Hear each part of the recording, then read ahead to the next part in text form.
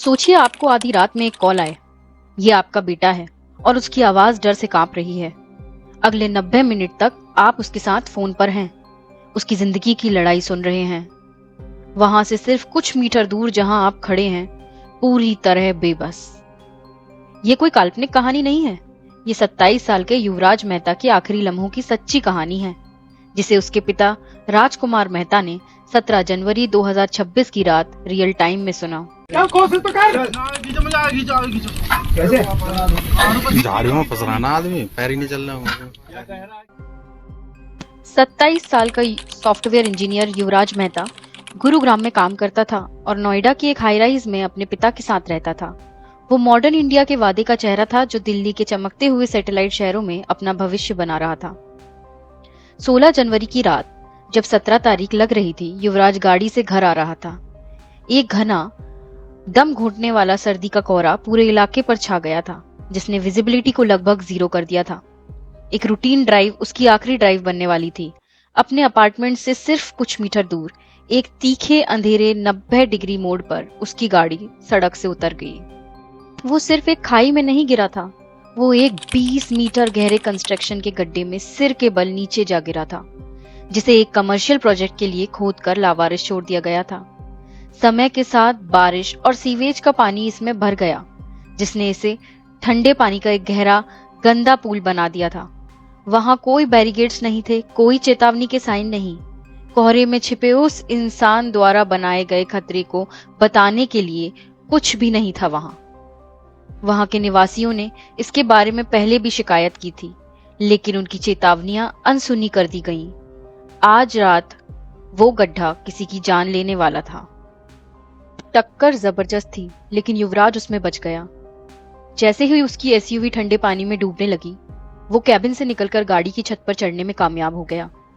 उसे तैरना नहीं आता था और अब वो एक गहरे ठंडे पानी के गड्ढे के बीच में फंसा हुआ था। उसका सबसे पहला इंस्टिंक्ट उस इंसान को कॉल करना था, जिसे वो जानता था कि उसे बचाने के लिए कुछ भी करेगा, अपने पिता को। उसकी आवाज में शौक था। उसने तुरंत अपनी लाइव व्हाट्सएप लोकेशन शेयर करी।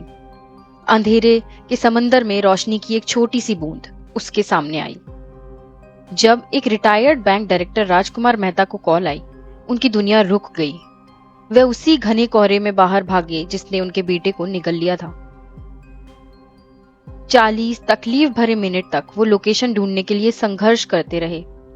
एक जाना पहचाना पड़ोस एक डरावने भूल भुलैया में बदल गया था। जब आखिरकार वो वहां पहुंचे तो मंजर अफरा तफरी और पूरी तरह लाचारी का था। एक पुलिस गाड़ी वहां पहले से ही थी, लेकिन ऑफिसर्स उस गहरी खाई में झांकने के अलावा कुछ नहीं कर सकते थे। वो युवराज की मदद के लिए चीखें सुन सकते थे और उसके फोन की टॉर्च से आती हल्की रोशनी को भी देख पा रहे थे, जिसे युवराज बीकन की तरह इस्तेमाल कर रहा था। लेकिन जीरो विजिबिलिटी और गड्ढे के खतरों के बारे में कोई जानकारी ना होने के कारण वो बेबस थे। जब राजकुमार उस जगह पहुंचे तो वहां भी हल्की रोशनी देख सकते थे। वो रात के अंधेरे में अपने बेटे की आवाज सुन सकते थे। पापा, मेरी मदद करो, मैं मरना नहीं चाहता। फिर भी उन्हें गड्ढे के किनारे सिर्फ कुछ फीट दूर खड़े रहने के लिए मजबूर किया गया। फोन पर अपने बेटे की जिंदगी की लड़ाई सुन सकते थे। इसके बाद जो हुआ वो रेस्क्यू नहीं बल्कि एक भयानक फेलियर था।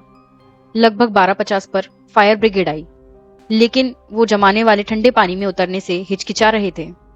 पानी के नीचे कंस्ट्रक्शन के मलबे का खतरा बताते हुए लगभग 1:15 पर स्टेट डिजास्टर रिस्पांस फोर्स मौके पर पहुंची, लेकिन उनके पास भी जरूरी सामान नहीं था। 90 मिनट तक युवराज अपनी डूबती हुई कार के ऊपर जिंदा रहने के लिए लड़ता रहा। वो अपने पिता से बात करता रहा। उसकी आवाज में डर और जीने की इच्छा साफ समझ आ रही थी। उसके पिता बदले में वहां जमा हुए अलग अलग एजेंसियों के दर्जनों अधिकारियों से कुछ करने के लिए मिन्नतें करते रहे। उन्होंने आरोप लगाया कि सही इक्विपमेंट्स वाले रेस्क्यूअर्स ने भी उस ठंडे पानी में उतरने से साफ इनकार कर दिया। जैसे जैसे मिनट बीतते गए, युवराज की आवाजें कमजोर होती गईं। लगभग 1:45 पर उसकी आवाज शांत हो गई। उसके फोन से आती रोशनी की वो छोटी सी किरण उसके संघर्ष का एकमात्र संकेत बुझ गई और वहां अंधेरा छा गया।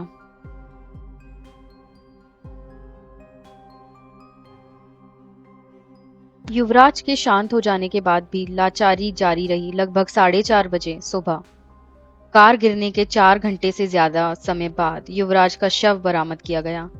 ऑटोप्सी ने मौत का कारण डूबने और कार्डियक अरेस्ट को बताया। उसकी मौत उन रेस्क्यूअर्स के बीच हुई जिनके पास उसे बचाने के साधन तो थे, लेकिन शायद हिम्मत नहीं थी। युवराज की मौत एक शहर की लापरवाही पर एक इल्जाम थी। उस गड्ढे के लिए जिम्मेदार 2 बिल्डर्स के खिलाफ एफआईआर दर्ज की गई।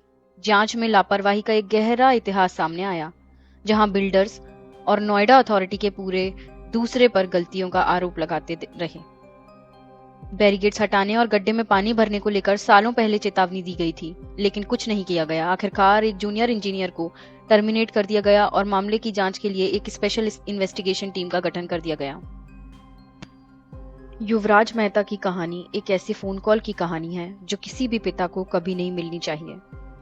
यह एक बेटे की आखिरी बेबस लम्हों की कहानी है, जो उसने उस इंसान से बात करते हुए बिताए जिस पर वो सबसे ज्यादा भरोसा करता था।